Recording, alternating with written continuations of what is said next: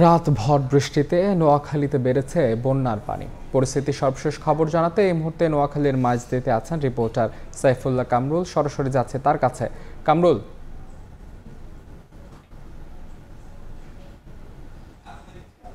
স্মরণকালের ভয়াবহ বন্যা নোয়াখালী জেলার ৯টি উপজেলার মধ্যে ৮টি উপজেলায় পানি দিয়ে নিমজ্জিত রয়েছে।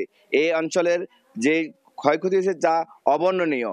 নোয়াখালী জেলার প্রশাসন সূত্রে জানা গিয়েছে, নোয়াখালীতে প্রায় ৯০৮টি আশ্রয়কেন্দ্র খোলা হয়েছে। এখানে প্রায় ২ লক্ষ লোক আশ্রয় গ্রহণ করেছেন।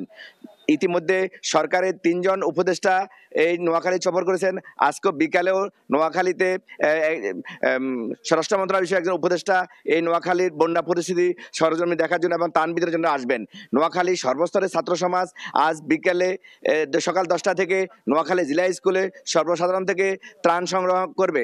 গত ২ দিনে অনাগত বৃষ্টিতে নোয়াখালীর পানি আরও ২ থেকে ৩ ফুট বৃদ্ধি পেয়েছে। এছাড়া ফেনী জেলার দাগনমিয়া থেকে সেনবাগ, নোয়াখালী সেনবাগ, বেগমগঞ্জ, সোনাইমুড়ি, সদর, কোম্পানিগঞ্জ, কবিরহাট এই এলাকা পানি নিমজ্জিত রয়েছে। এখানে বন্যার পানিতে প্রধান সড়ক ব্যতীত সকল সড়ক পানিতে নিমজ্জিত রয়েছে। অনেকের বাড়িঘর এখনো পানিতে রয়েছে। যে সমস্ত আশ্রয়কেন্দ্রগুলো আছে, আশ্রয়কেন্দ্রগুলো বিশেষ করে পৌর এলাকার আশ্রয়কেন্দ্রগুলোতে পর্যাপ্ত ত্রাণের ব্যবস্থা থাকলেও যেগুলো একেবারে গ্রাম অঞ্চল, বিশেষ করে বেগমগঞ্জ, শরীফপুর ইউনিয়ন, কাদিরপুর ইউনিয়ন এবং পূর্ব হাজিপুর ইউনিয়নের ওই অঞ্চলগুলোতে ত্রাণ সামগ্রী কমে যাচ্ছে। সরকারিভাবে এ পর্যন্ত ৯০০ মেট্রিক টন চাউল, ১,০০০ প্যাকেট শুকনো খাবার এবং ৪৫ লক্ষ টাকা ক্ষতিগ্রস্তের মধ্যে বিতরণ করা হয়েছে। বিভিন্ন সামাজিক স্বেচ্ছাসেবী সংগঠন এবং বিভিন্ন রাজনৈতিক সংগঠন থেকে এ পর্যন্ত ত্রাণ তৎপরতা চালানো হয়েছে।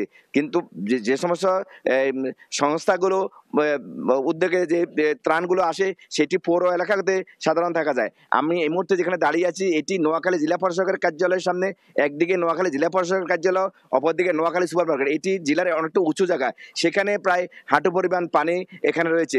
সেইভাবে অনুমান করা যায় নোয়াখালীর গ্রামগুলোর চিত্র কত ভয়াবহ। এখানের শিশু খাদ্যের অভাব রয়েছে। এখানে প্রচুর পরিমাণ রোগী নোয়াখালী জেনারেল হাসপাতাল আসছে যারা সাপে কাটা। গতকাল পর্যন্ত নোয়াখালী জেলার জেনারেল হাসপাতালের আরামও জানিয়েছেন প্রায় ৩৬ জন সাপে কাটা রোগী এসেছেন।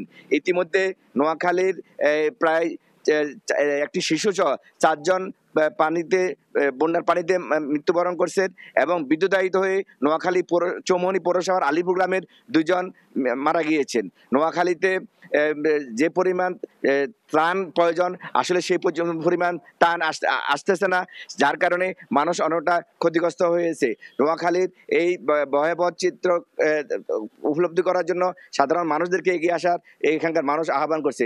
নোয়াখালীর জেলা শহর থেকে আমার কাছে এই ছিল সর্বশেষ খবর। সরাসরি যুক্ত ছিলাম নোয়াখালীতে, জানছিলাম বন্যা পরিস্থিতির সবশেষ খবর।